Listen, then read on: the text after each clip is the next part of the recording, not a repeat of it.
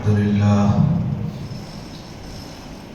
لله نحمده ونستعينه ونستغفره ونؤمن به ونتوكل عليه ونعوذ بالله من شرور أنفسنا ومن سيئات أعمالنا من يهده الله فلا مضل له ومن يضلله فلا هادي له ونشهد أن لا إله إلا الله وحده لا شريك له ونشهد أن سيدنا وسندنا وشفيعنا وحبيبنا ومولانا محمدا عبده ورسوله أما بعد أعوذ بالله من الشيطان الرجيم بسم الله الرحمن الرحيم إنما يأمر مساجد الله من آمن بالله واليوم الآخر صدق الله مولانا العظيم وصدق رسوله النبي الكريم وعلى آله وأصحابه أجمعين والحمد لله رب العالمين۔ جس دور پہ نازاں تھی دنیا، جس دور پہ نازاں تھی دنیا، اب ہم وہ زمانہ بھول گئے۔ نزدیک کرنا۔ جس دور پہ نازاں تھی دنیا، اب ہم وہ زمانہ بھول گئے۔ دنیا کی کہانی یاد رہی اور اپنا فسانہ بھول گئے۔ منہ دیکھ لیا آئینے میں پر داغ نہ دیکھے سینے میں، منہ دیکھ لیا آئینے میں پر داغ نہ دیکھے سینے میں، دل ایسا لگایا جینے میں مرنے کو مسلمان بھول گئے۔ اغیار کا جادو چل بھی چکا اور ہم ایک تماشا بن بھی گئے، دنیا کو جگانا یاد رہا خود ہوش میں آنا بھول گئے۔ وہ ذکر ہنسی رحمت کا امین کہتے ہیں جسے قرآن مبین، وہ ذکر ہنسی رحمت کا امین کہتے ہیں جسے قرآن مبین، دنیا کے لیے نغمے سیکھے، دنیا کے لیے نغمے سیکھے، اللہ کا ترانہ بھول گئے۔ دنیا کا گھر آباد کیا، عقبا کا گھر برباد کیا، دنیا کا گھر آباد کیا، عقبا کا گھر برباد کیا۔ جو در سے مشکل میں خدا کو یاد کیا، مشکل میں خدا کو یاد کیا، مشکل ہوئی آساں تو بھول گئے۔ تکبیر تو اب بھی ہوتی ہے مسجد کی فضا میں اے انور، تکبیر تو اب بھی ہوتی ہے مسجد کی فضا میں اے انور، جس ضرب سے دل ہل جاتے تھے وہ ضرب لگانا بھول گئے۔ سب سے پہلے تمام آپ سبھی کی خدمت میں اپنی جانب سے اور اہل کمیٹی کی جانب سے میں مبارکباد پیش کرتا ہوں۔ اللہ تعالیٰ نے مجھے اور آپ کو ایک حسین موقع عطا فرمایا ہے۔ دنیا کے بڑے بڑے محل بن جائیں، دنیا کی بڑی بڑی کمپلیکس بن جائیں، اس کا کوئی حساب نہیں ہے، اور اللہ کے راستے میں جو ایک دن کا لگایا جائے اللہ تعالیٰ کے یہاں اس کا مقام بہت بڑا ہے۔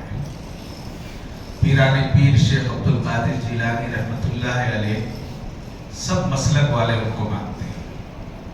ان کی ایک کتاب ہے غنیۃ الطالبین، غنیۃ الطالبین کے اندر حضرت پیران پیر شیخ عبد القادر جیلانی رحمۃ اللہ علیہ نے لکھا ہے کہ اگر کسی مسجد میں کوئی حاصل کا دن کا جس کو کہتے ہیں چھوٹا سا، وہ اگر گرا ہوا ہو اور اس کو صفائی کی غرض سے اٹھا کر کوئی باہر پھینک دے تو اللہ تعالیٰ بیوی کے مہر ادا کرنے کے برابر اس کو ثواب عطا فرماتے ہیں۔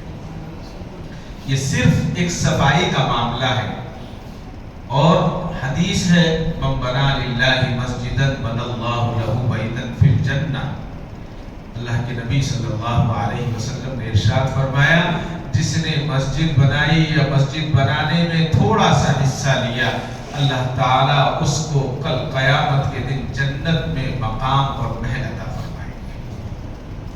وہ محل کیسا ہوگا؟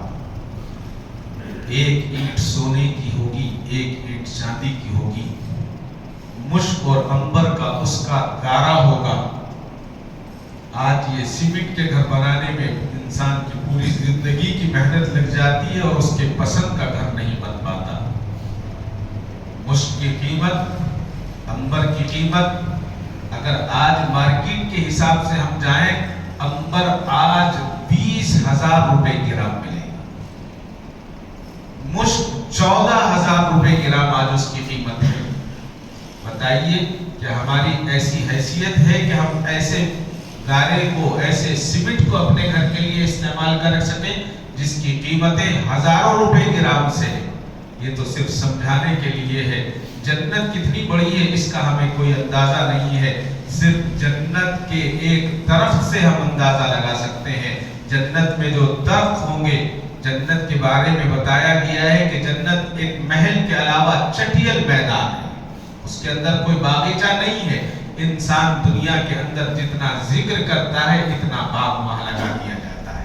ایک مرتبہ سبحان اللہ کہتا ہے، ایک درخت لگا دیا جاتا ہے. ایک مرتبہ الحمدللہ کہتا ہے، ایک درخت لگا دیا جاتا ہے. اور وہ درخت کیسا ہوگا؟ جس درخت کا تنا، جس درخت کی ٹہنیاں سونے اور چاندی کی ہوں گی، جس کے پتوں سے بہترین ایک آواز آتی ہوئی ہوگی. ایسی آواز ہوگی کہ دنیا کی ساری میوزکیں اس کے سامنے بیکار ہوگی. اور اس کا طول کتنا ہوگا، بڑا کتنا ہوگا؟ مفسرین کرام نے سمجھانے کے لیے لکھا ہے، تیز رفتار گھوڑے پر بیٹھ کر تیزی کے ساتھ اگر انسان چلتا رہے گا تو 500 سال میں ایک درخت کے سائے کو پورا کر پائے گا.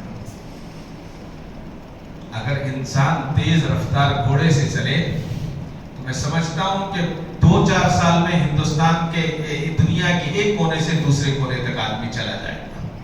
لیکن 500 سال تک صرف ایک درخت کا سایہ پورا کرے گا. کتنا بڑا درخت ہوگا اور وہ کتنی بڑی جنت ہوگی. ہمیں سمجھایا گیا ہے کہ اس دنیا سے 3 گنا بڑی ایک جنت ہوگی. کہیں بتایا گیا کہ 7 گنا بڑی ہوگی، کہیں بتایا گیا کہ 5 گنا بڑی ہوگی. جو بھی ہو، لیکن انسان دنیا کے اندر جو آیا ہے، اللہ تعالیٰ نے خود فرمایا وَمَا خَلَقْتُ الْجِنَّ وَالْإِنسَ إِلَّا لِيَعْبُدُونَ، کہ میں نے انسانوں کو اور جنات کو صرف اور صرف اپنی عبادت کے لیے پیدا کیا ہے.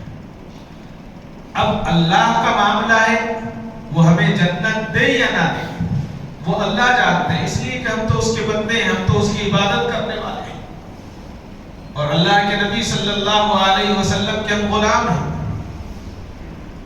اب وہ شفاعت کرے نہ کرے وہ ان کا معاملہ ہے، لیکن جب ہم اللہ کی بندگی کریں گے، رسول اللہ صلی اللہ علیہ وسلم کی باتوں پر، سنتوں پر عمل کریں گے تو اللہ تعالیٰ تو بڑے ارحم الراحمین ہیں.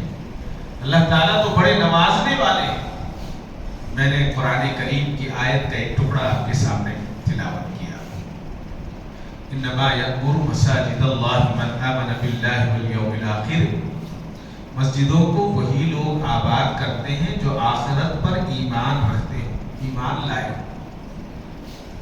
مسجد بنانا بڑا آسان جی، کوئی نام کے لیے بنائے، کوئی کام کے لیے بنائے، کوئی دکھانے کے لیے بنائے، لیکن مسجد کو آباد کرنا بڑا مشکل کام ہے.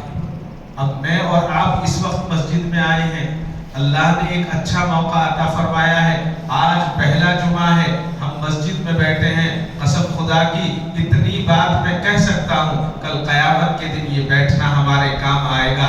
یہ مسجد کی در و دیوار، یہ مسجد کے دریچے، یہ مسجد کے پنکھے، یہ مسجد کی چھت، حتیٰ کہ یہ مسجد کی صف کل قیامت کے دن یہ گواہی دے گی، اے اللہ کس بندے نے، کچھ لوگوں نے تیرے گھر کو بنایا تھا اور اس گھر کو آباد کرنے کے لیے جب پہلا جمعہ ہوا تو یہ مسجد میں نماز پڑھنے کے لیے آئے تھے. میں ان کی سفارش کرتی، انشاءاللہ سفارش کرے گی.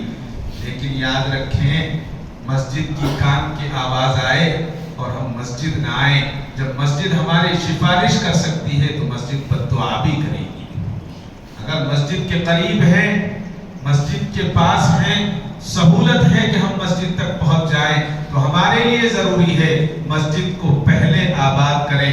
شاعر نے کہا تھا بلندی پر پہنچنا کمال نہیں، بلندی پر پہنچنا کمال نہیں، بلندی پر ٹھہرنا کمال ہوتا ہے.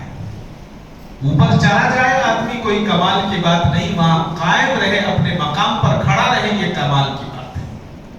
تو یہ مسجدیں اللہ کے گھر ہیں، اور اللہ کا گھر دعا بھی دیتا ہے، اللہ کا گھر بددعا بھی دیتا ہے۔ دعا اس کو دیتا ہے جو اللہ کے گھر کو آباد کرتا ہے، اور بددعا اس کو دیتا ہے جو اللہ کے گھر کو آباد نہیں کرتا۔ بنانے والوں نے بنا دیا، اللہ ان کو جزائے خیر دے، اللہ ان کی نسلوں میں دین کو قائم فرمائے۔ اللہ تعالیٰ سب کے پیسے کو مسجد میں نہیں لگاتا۔ بہت دنیا میں کروڑ پتی ہیں، اللہ نے اتنی دولت دی ہے جس کی کچھ حد نہیں، لیکن مسجد میں نہیں لگے گا۔ مسجد میں پیسہ اس کا لگتا ہے جس کو اللہ تعالیٰ قبول فرماتے ہیں۔ ہر ایک کا پیسہ نہیں لگتا، ہر ایک کا نہیں لگتا، اور اگر لگ بھی جاتا ہے تو پھر ختم بھی ہو جاتا ہے، اللہ تعالیٰ اس کو ہٹا دیتے ہیں۔ اس کی مثال میں آپ کو بتا دوں، نام نہیں بتاؤں گا کس مسجد کا معاملہ ہے۔ ایک مسجد کا معاملہ، میں حاضر تھا وہاں، تو مسجد بن رہی تھی، پوری مسجد تیار ہو گئی، مسجد کا کمپاؤنڈ بن رہا تھا، پیسے نہیں تھے، پریشانی کا معاملہ تھا، 30 سال پرانی بات ہے۔ تو ایک صاحب نے لا کر 2000 اینٹیں مسجد میں دی۔ وہ آدمی سود کا کام کرتا تھا، میرے والد صاحب رحمۃ اللہ علیہ تھے، انہوں نے کہا کہ بھائی یہ مسجد میں ہم نہیں لگا سکتے، یہ اینٹیں اس کو رکھ دو، الگ کر دو۔ کچھ لوگوں نے کہا نہیں لگا دیجئے، مسجد میں تو نہیں ہے، مسجد کی باؤنڈری میں ہے۔ منع کرنے کے باوجود وہ چلے گئے تو ان کے پیچھے وہ اینٹیں لگا دی۔ چند دنوں کے بعد مسجد کے اندر شگاف آ گیا، ایک بڑی اس میں لکیر آ گئی، اور وہ دیوار مسجد سے الگ۔ جب تک وہ اینٹیں وہاں رہی، وہ مسجد سے لگ کر نہیں رہی، مسجد کی دیوار سے ہٹ کر نہیں۔ یہ آنکھوں دیکھا واقعہ ہے۔ اللہ تعالیٰ مسجد میں اس کے پیسے کو لگاتا ہے جس کو اللہ تعالیٰ قبول فرماتے ہیں۔ اور مسجد میں آنے کے کیا مقصد ہے؟ مسجد میں آنے کا مقصد یہ ہے کہ اللہ ہم سے راضی ہو جائے، اللہ کی ہم عبادت کرنے والے ہو جائیں، رسول اللہ صلی اللہ علیہ وسلم کی سنتوں پر عمل کرنے والے ہو جائیں۔ مسجد میں آنے کا مقصد یہ ہے کہ جب ہم 5 وقت مسجد میں آئیں تو ہمیں پتہ چل جائے ہمارا پڑوسی کی طبیعت ٹھیک ہے یا نہیں ہے، وہ آج مسجد میں آیا ہے۔ اگر مسجد میں نہیں آیا ہے تو ہمیں سمجھ جانا چاہیے کہ شاید ہمارا پڑوسی بیمار ہے، ہمارا پڑوسی کسی تکلیف میں ہے۔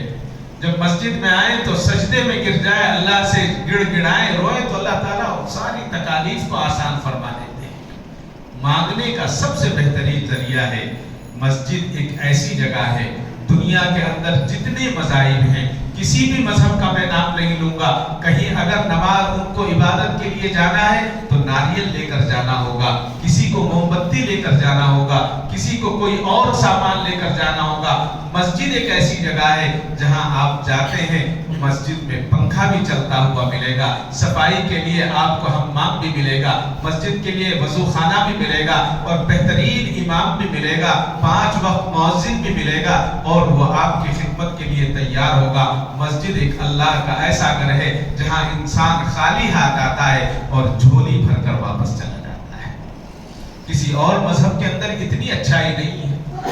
اسلام مذہب ہمیں یہی سکھاتا ہے کہ اللہ کی وحدانیت، توحید کے ساتھ ہم اللہ کی وحدانیت کے ساتھ ہم اللہ کی عبادت کرتے ہیں تو اللہ تعالیٰ ہمارے سارے مسائل آسان فرمائے۔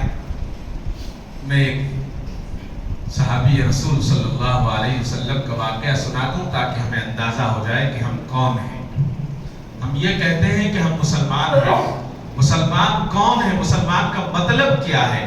مسلمان کا پہلا مطلب یہ ہے کہ ایک اللہ کو ماننے والا، رسول اللہ صلی اللہ علیہ وسلم کی سنتوں پر عمل کرنے والا، اور دوسروں کی تکلیف کو سمجھنے والا، وہ مسلمان ہوتا ہے۔ چاہے وہ تکلیف غیر مسلم کی ہو، چاہے وہ تکلیف کرسچن کی ہو، چاہے وہ تکلیف جانور کی ہو، کسی کی بھی تکلیف ہے، اس کی تکلیف ہماری تکلیف ہے۔ حضرت جریر بن عبداللہ رضی اللہ تعالیٰ صحابی رسول ہیں، اپنے غلام سے کہا کہ جاؤ ایک بہترین عربی نسل کا گھوڑا خرید کر لاؤ۔ وہ گیا، گھوڑا بازار گیا، گھوڑا بک رہا تھا، گھوڑا خریدا۔ گھوڑے والے سے بات ہوئی 300 درہم کی کہ 300 درہم میں یہ گھوڑا ہم خرید لیں گے۔ 300 درہم میں گھوڑا خرید لیا۔ کہا کہ پیسے تو لایا نہیں ہوں، میرے ساتھ میرے گھر چلو، میرا مالک تمہیں 300 درہم دے گا۔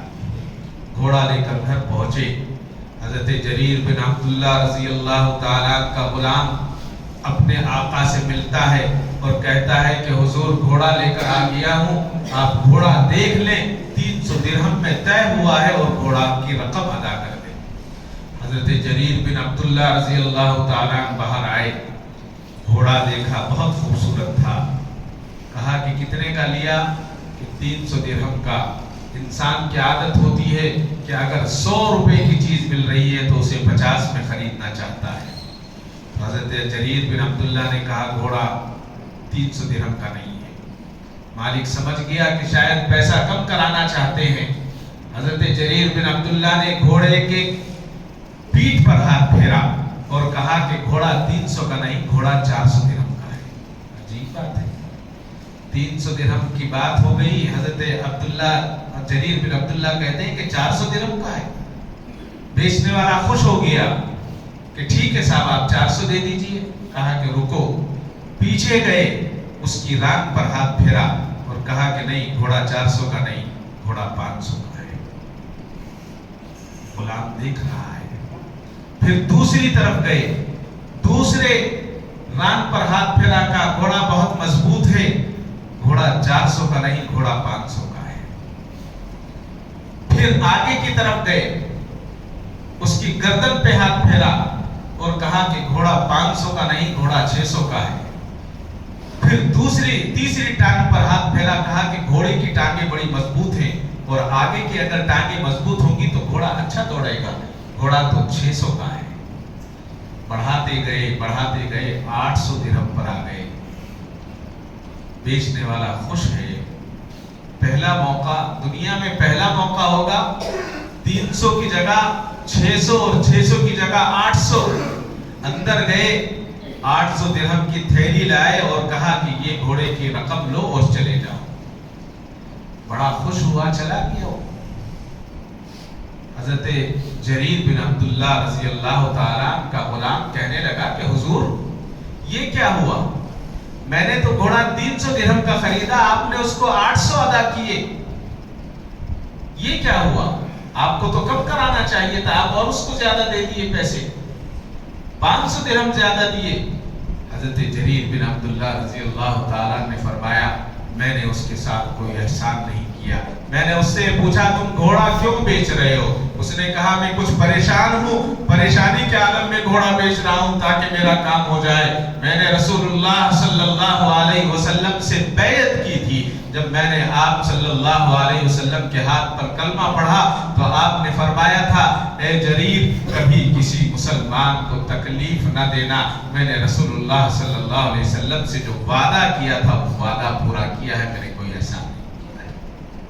مسلمان تکلیف میں گھوڑا بیچ رہا تھا، گھوڑے کی قیمت تھی 300 تھی یا 400 تھی، لیکن اب وہ جب 800 درہم لے کر جائے گا تو وہ گھوڑا بھی خرید لے گا اور اپنی تکلیف سے باہر بھی آ جائے گا۔ یہ مسلمان کا کردار ہے، مسلمان اس کو کہتے ہیں۔ آج مسلمانوں کو بدنام کیا جاتا ہے، مسلمانوں کو بدنام کیا جاتا ہے کہ مسلمان ایسا ہے، نہیں۔ مسلمان اگر صحیح آدمی، صحیح لوگ مسلمانوں کو دیکھ لیں تو یہ ساری دنیا مسلمان ہو جائے۔ حضرت تھانوی رحمت اللہ علیہ نے ایک بڑا اچھا واقعہ لکھا ہے، بڑا عبرتناک واقعہ لکھا ہے۔ حضرت نے لکھا ہے کہ ایک استاد اور ایک شاگرد تھے، دونوں کے دونوں سفر میں جا رہے تھے۔ ایک گاؤں آیا، چلنے کا سفر تھا، پیدل کا راستہ تھا، تو حضرت تھانوی رحمت اللہ علیہ لکھتے ہیں کہ استاد نے اپنے شاگرد سے کہا کہ بیٹا میں اس درخت کے نیچے بیٹھا ہوں، اس گاؤں میں جاؤ اور کچھ کھانے کا سامان لے کر آ جاؤ تاکہ آگے کا سفر پورا ہو سکے۔ وہ بستی میں گیا، بستی میں جا کر اس نے دکان والے سے کہا کہ گھی کیا بھاؤ ہے، 1 کلو گھی دے دو۔ اس نے کہا 1 روپیہ کلو۔ کہا کہ دال چاہیے، کہا وہ بھی 1 روپیہ کلو۔ کہا کہ نمک بھی 1 روپیہ کلو۔ بڑا تعجب کیا، تو دکان والا بے وقوف ہے کہ گھی کا ریٹ بھی وہی ہے، دال کا ریٹ بھی وہی ہے، نمک کا ریٹ بھی وہی۔ اس نے کہا یہ کیا معاملہ ہے؟ اس نے کہا کہ ہمارا بادشاہ بہت اچھا ہے، اس نے ہر چیز کا ریٹ 1 روپیہ رکھا ہے، کچھ بھی خریدو 1 روپیہ ہے، تاکہ 1 روپیہ کلو سے سب خریدے اور آسانی کے ساتھ زندگی گزار سکے۔ بڑا خوش ہوا شاگرد، اور استاد کے پاس آ کر کہا کہ استاد جی ایک کام کرتے ہیں، میں بھی کمزور ہوں، آپ بھی کمزور ہیں، کچھ مہینے اس گاؤں میں رہتے ہیں، سستا گاؤں ہے، ہر چیز 1 روپیہ کلو ہے، اچھے اچھے سامان خریدیں گے، کھائیں گے، صحت بنا کر پھر آگے چلے جائیں گے۔ کہا کہ کیا معاملہ کہ ایسے ایسے ہے؟ تو استاد نے کہا کہ اس بستی میں نہیں رہنا، اس بستی سے فوراً نکلو، یہ بستی بے وقوفوں کی ہے، یہاں نہیں رہ سکتے ہم، اس لیے کہ یہاں گھوڑوں کا اور گدھوں کا بھاؤ ایک ہے۔ شاگرد نے کہا حضرت آپ کو رہنا ہے تو رہو، نہیں رہنا ہے تو چلے جاؤ، میں تو یہیں رہوں گا۔ یہ کہہ کر استاد کو بھیج دیا، ایک گھر کرائے پر لیا اور رہنے لگا۔ پرانا زمانہ تھا، ایک دن شاگرد کے یہاں چور آئے۔ اس زمانے میں چور دروازوں سے نہیں آیا کرتے تھے، بلکہ دیواروں کے اندر سوراخ کھول کر اندر داخل ہو جاتے اور چوری کر لیا کرتے۔ پرانا زمانہ، مٹی کی دیواریں۔ جب چور اندر داخل ہوا، اللہ کا کرنا ایسا ہوا کہ گھر کی دیوار بیٹھ گئی اور چور مر گیا۔ جب چور مرا تو بادشاہ کے یہاں شکایت کی گئی کہ فلاں کے مکان میں ہمارا آدمی مر گیا، اس کو سزا دی جائے۔ بتائیے، الٹا قانون ہے۔ بادشاہ نے اس کو بلایا، کہا کہ تمہارے گھر میں ہمارا گاؤں کا ایک آدمی مرا ہے، اس کو سزا دی جائے گی، اور اس کی سزا یہ ہے کہ تمہیں بھی پھانسی دی جائے گی۔ شاگرد بڑا پریشان ہوا، چالاک بھی بہت تھا۔ شاگرد نے کہا کہ حضور مکان میرا نہیں ہے، میں تو کرایہ دار ہوں، آپ مکان مالک کو سزا دیجیے، جس کا مکان ہے اس کو سزا دیجیے۔ بادشاہ کے سمجھ میں آ گیا۔ بادشاہ نے مالک مکان کو بلایا اور کہا کہ تمہیں جو ہے سزائے موت دی جاتی ہے۔ ہمارا قانون یہ ہے کہ جب ایک مرتا ہے تو اس کے ساتھ دوسرے کو مارا جاتا ہے۔ مالک بھی چالاک تھا، مالک نے کہا کہ حضور اس میں میری غلطی نہیں ہے، مکان تو مستری نے بنایا ہے، آپ مستری کو سزا دیجیے۔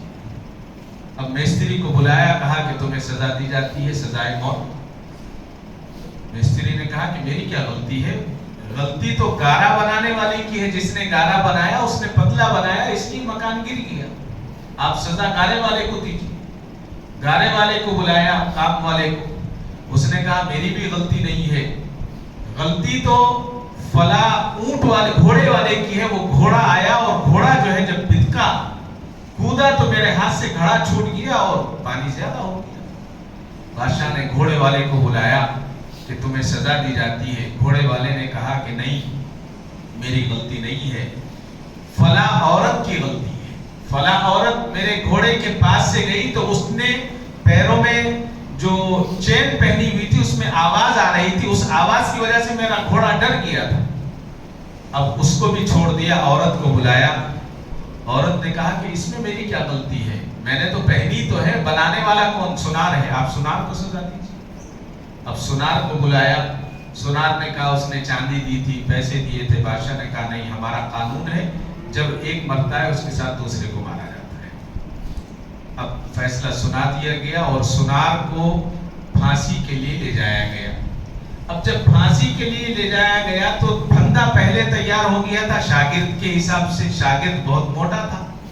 اب جب اس کے گلے میں پھندا ڈالا گیا تو وہ دبلا اور وہ موٹا، تو بادشاہ سے بتایا گیا کہ بادشاہ سنار بہت دبلا ہے اور پھندا ہم نے بڑا بنایا تھا، اب کیا کریں؟ بادشاہ نے کہا سنار کو چھوڑ دو، بازار میں جو موٹا آدمی ملے اسے لا کر پھانسی دے دو۔ اب بازار میں گئے تو پھر شاگرد مل گئے، اس لیے کہ ان کی صحت اچھی ہو گئی تھی۔ اب بادشاہ نے ان سے پوچھا یہ بتائیے کہ آپ کی آخری خواہش کیا ہے، جیسے پوچھا جاتا ہے۔ تو اس نے کہا کہ میری آخری خواہش اپنے استاد سے ملنی۔ میرے استاد نے منع کیا تھا کہ یہ بستی بے وقوفوں کی بستی ہے، یہاں نہیں رہنا ہے، لیکن میں رہا ہوں۔ استاد کو بلایا گیا، استاد نے کہا کہ بیٹے میں نے پہلے ہی منع کیا تھا، آپ پھانسی پہ چڑھ جاؤ۔ کہا کہ حضرت اب گلے شکوے کا وقت نہیں ہے، کسی طرح جان بچائیں۔ استاد نے کچھ کان پہ بات کی، بات کرنے کے بعد بادشاہ سے کہا کہ حضور میرے شاگرد کو پھانسی نہیں، مجھے پھانسی دی جائے۔ شاگرد کہتا ہے کہ مجھے پھانسی دی جائے، استاد کہتا ہے مجھے پھانسی دی جائے۔ سارا گاؤں پریشان کہ پہلی مرتبہ ایسا ہو رہا ہے کہ پھانسی کے لیے لوگ لڑ رہے ہیں۔ بادشاہ نے پوچھا کیوں لڑ رہے ہیں، یہ اس کی اصل وجہ بتاؤ۔ استاد نے کہا یہ وجہ نہیں بتاؤں گا۔ کہ نہیں بتانی پڑے گی۔ کہا کہ حضور جس کو پھانسی دی جائے گی وہ جنت میں چلا جائے گا۔ کہا کہ اچھا، مجھ سے پہلے جنت میں جانا چاہتے ہو، تم ان دونوں کو چھوڑ دو اور مجھے پھانسی دے دو. بادشاہ خود پھانسی پر لٹ گیا. تو حضرت تھانوی رحمۃ اللہ علیہ نے اس واقعے کے ضمن میں لکھا ہے یہ تو دنیا کے ایک معمولی سے استاد کی بات ماننے پر اللہ تعالیٰ دنیا کے فیصلے فرما دیتے ہیں, دنیا کے اندر کامیابی عطا فرماتے ہیں. اگر مسلمان اللہ اور اس کے رسول کی بات مان لے تو نہ دنیا میں کبھی بیکار ہو سکتا اور ناکام ہو سکتا, نہ آخرت میں ناکام ہو سکتا. دنیا بھی کامیاب ہے اور اس کی آخرت بھی کامیاب ہے. اب ہمیں فیصلہ یہ کرنا ہے کیا ہم اس پر قائم رہیں گے یا نہیں رہیں گے. مسجد کو آباد کرنا یہ سب سے ضروری بات ہے. جب ہم مسجد کو آباد کرتے ہیں تو اللہ تعالیٰ اس مسجد کی آواز کو سنتے ہیں اور مسجد اس کے لیے دعائیں دیتی ہے. جنہوں نے مسجد بنائی وہ تو قابل مبارکباد ہیں, ان کے لیے تو قیامت تک ثواب ملتا ہی رہے گا. اب اس میں کچھ میں نے ابھی تک اچھی باتیں کی, کچھ خراب باتیں بھی ہیں, جو کڑوی باتیں ہیں جو ہمیں خراب لگیں. سب سے پہلے ضروری ہے کہ ہم مسجد کے مؤذن کا اکرام کریں, اس لیے کہ اگر اس نے وقت پر اذان نہیں دی تو ہمیں کیسے پتا چلے گا کہ اذان کا وقت ہوا ہے. مسجد کے مقام کو ہم نہیں جانتے. کل قیامت کے دن حضرت بلال حبشی رضی اللہ تعالیٰ کے پیچھے جھنڈا لے کر چلتا ہوا, بہت بڑا مقام. پھر امام کا ہم احترام کریں, پھر امام کے ساتھ ساتھ مسجد کمیٹی کا احترام کریں, اور اب کمیٹی, امام, مؤذن, محلہ سب مل کر مسجد کا اکرام کریں. یہ بہت ضروری ہے. اگر ہم نے اکرام نہیں کیا تو صرف آتے رہے اور ڈھونگ مار مار کر جلدی جلدی پڑھ کر جاتے رہے تو اس سے کوئی فائدہ نہیں. مسجد کا عظمت بھی ضروری ہے, مسجد کا اکرام بھی ضروری ہے. مسجد بنانا بھی آسان نہیں ہے, لیکن مسجد کو آباد کرنا اس سے بھی بڑا مشکل کام ہے. 1922 میں جب ہندوستان پاکستان ایک تھا, لاہور میں شاہی گیٹ کے نام سے ایک جگہ تھی. وہاں پر ایک جگہ تھی, چبوترا تھا, وہاں مسلمان نماز پڑھا کرتے تھے, مسجد نہیں تھی. اس کے برابر میں دوسرے مذاہب والے کوئی اپنا کام کیا کرتے تھے, اپنی عبادت کرتے. تو دوسرے مذاہب والوں نے کیا کیا, رات کو مسلمانوں کے چبوترے کو توڑ دیا, اور توڑنے کے بعد اس کو بالکل صاف کر دیا اور صبح تک بالکل ختم کر دیا. اس زمانے میں بھی جھگڑے ہوا کرتے تھے. اب صبح مسلمان پہنچے, دیکھا کہ کچھ بھی نہیں ہے. کورٹ میں کیس ڈال دیا گیا, کیس چلتا رہا. انگریز کی حکومت تھی, انگریز کی طرف سے ایک دن فیصلہ آیا کہ کل عدالت کے لوگ آئیں گے, کورٹ کے لوگ آئیں گے اور جگہ کا معائنہ کریں گے, اور وہاں پر جس کی عبادت کے نشانات ہوں گے ان کو دے دی جائے گی. 1922 کا واقعہ. حضرت علامہ اقبال رحمۃ اللہ علیہ, جنہوں نے سارے جہاں سے اچھا لکھا ہے, ان کو جب اس بات کا پتہ چلا تو اس وقت کا جو مشہور ایک پہلوان تھا, گاما پہلوان, ہندوستان کا بڑا مشہور پہلوان ہوا ہے, انہوں نے پورے بستی کے مستریوں کو جمع کیا, اور جمع کرنے کے بعد کہا کہ ہمیں کل تک یہاں اپنا نشان دکھانا ہے تاکہ یہ جگہ ہمیں مل جائے, ہماری جگہ ہے. لوگوں نے کہا ٹھیک ہے. سارے مستری جمع ہوئے. بستی کے لوگ جمع ہونے کے بعد جلدی جلدی گھروں سے اپنی گھروں کی اینٹیں نکال کر لا کر مسجد میں دیتے رہے. عورتیں گارا بناتی رہی, مستری کام کرتے رہے. عشاء کے وقت, مغرب کے بعد کام شروع ہوا اور فجر تک انہوں نے مسجد تیار کر دی. چھت کے ساتھ مسجد تیار ہو گئی. دوسرے دن حکومت کے, عدالت کے لوگ آئے, انہوں نے مسجد کو دیکھا, کہا کہ یہاں تو مسجد ہے, اور لکھ کر دے دیا کہ یہاں مسجد ہے, مسجد رہے گی. 12 سال تک وہ مسجد رہی. اس کے بعد وہ مسجد گورنمنٹ سے اجازت لے کر پھر پکی پختہ مسجد بنائی گئی. تو اس مسجد کا نام رکھا گیا شب بھر. شب کہتے ہیں رات کو, بھر کہتے ہیں تھوڑی سی, ایک رات کی مسجد ہے شب بھر. مسجد تو بن گئی جذبات میں, جوش میں, ولولے میں, لیکن نمازی کتنے رہے؟ نمازی نہیں رہے.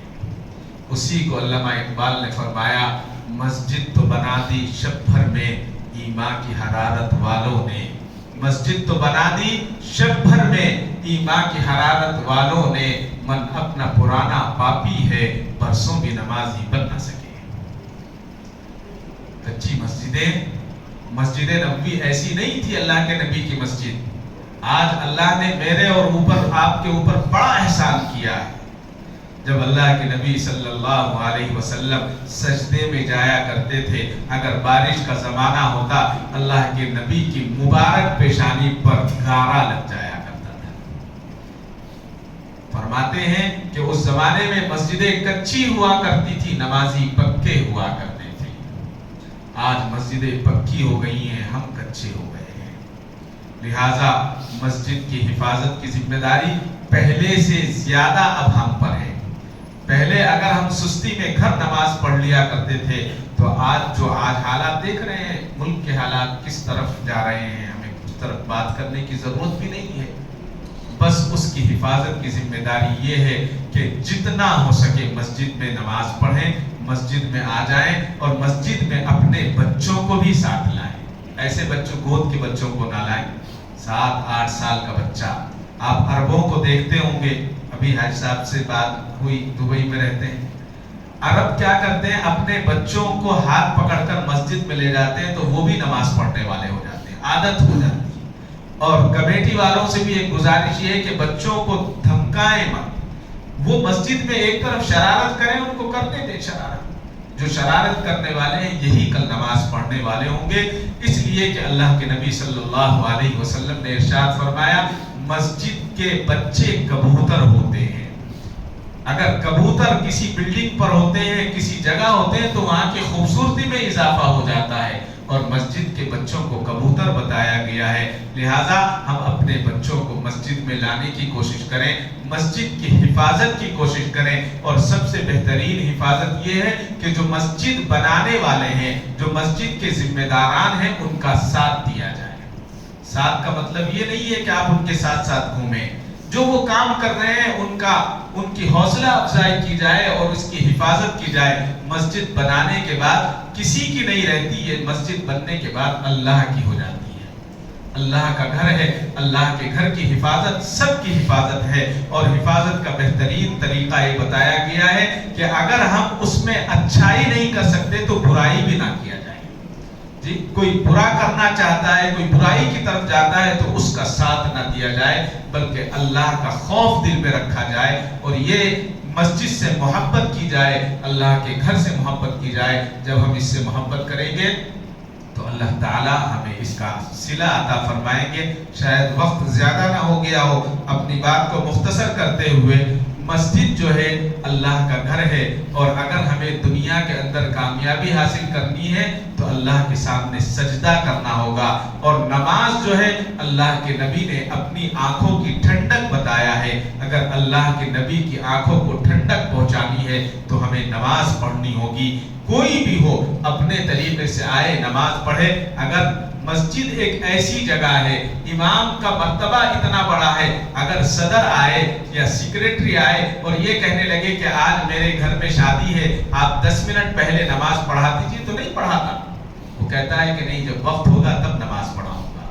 جی، کوئی یہ کہے کہ میری ٹرین چھوٹ جائے گی، آپ نماز پڑھا دیجیے، نہیں پڑھائے گا نماز، اس لیے کہ اسلام اتنا خوبصورت ہے۔ اسی کو علامہ اقبال نے کہا تھا، ایک ہی صف میں کھڑے ہو گئے محمود و ایاز، نہ کوئی بندہ رہا نہ کوئی بندہ نواز۔ بادشاہ بھی ہے، برابر میں مزدور کھڑا ہو گیا تو بادشاہ کی ہمت نہیں ہے کہ تو پیچھے چلا جا، وہ بھی وہی کھڑا ہو کر نماز پڑھے گا۔ یہ مسجد کی خوبصورتی ہے، یہ اسلام کی خوبصورتی ہے۔ اس خوبصورتی کو باقی رکھنے کا طریقہ یہ ہے جتنا اپنے سے ہو سکتا ہے مسجد کی خدمت کریں۔ مسجد کی خدمت کے لیے ضروری نہیں ہے کہ ہم پیسہ دیں، مسجد کی خدمت کے لیے ضروری نہیں ہے کہ ہم مشورہ دیں۔ مسجد میں اگر ہم صفائی کر دیں تو یہ بھی بہت بڑا اجر ہے، بہت بڑا کام ہے۔ ایک عورت مسجد نبوی کی صفائی کیا کرتی تھی، 2 دن نہیں آئی۔ اللہ کے نبی نے پوچھا کہ خاتون وہ اماں جان نہیں آئی، کہاں چلی گئی؟ بتایا کہ یا رسول اللہ اس کا تو انتقال ہو گیا ہے، اس کی تدفین ہو گئی ہے۔ اللہ کے نبی نے فرمایا کہ تم نے بتایا نہیں، تم نے مجھے بتایا نہیں کہ اس کا انتقال ہو گیا ہے، کہ چلو اس کی قبر کہاں ہے۔ اس کی قبر پر گئے اور اللہ کے نبی نے نماز جنازہ ادا کی۔ کتنا بڑا مقام ہے، مسجد کا مقام کوئی چھوٹا مقام نہیں ہے. اللہ نے اتنی خوبصورت مسجد، اتنی پختہ مسجد، اتنے انتظامات مسجد، بہترین انتظامات کی مسجد ہمیں عطا کی ہے. اللہ کا شکر ادا کریں، اللہ کا شکر ادا کریں اور مسجد کو آباد رکھیں. میں ایک مرتبہ پھر آپ کے سامنے تمام حضرات کو آپ کو مبارکباد پیش کرتا ہوں. اللہ تعالیٰ اس کو ہمارے لیے ذخیرہ آخرت بنائے. اللہ تعالیٰ ہمیں پکا نمازی بنائے. اللہ تعالیٰ ہمیں نیک اور صالح بنائے. اللہ تعالیٰ ایسی مسجدیں اور سینکڑوں مسجدیں ہمارے شہر کو عطا فرمائے. آخر دعوانا الحمدللہ رب العالمین. سنتیں پڑھ لیجئے، اس کے بعد انشاءاللہ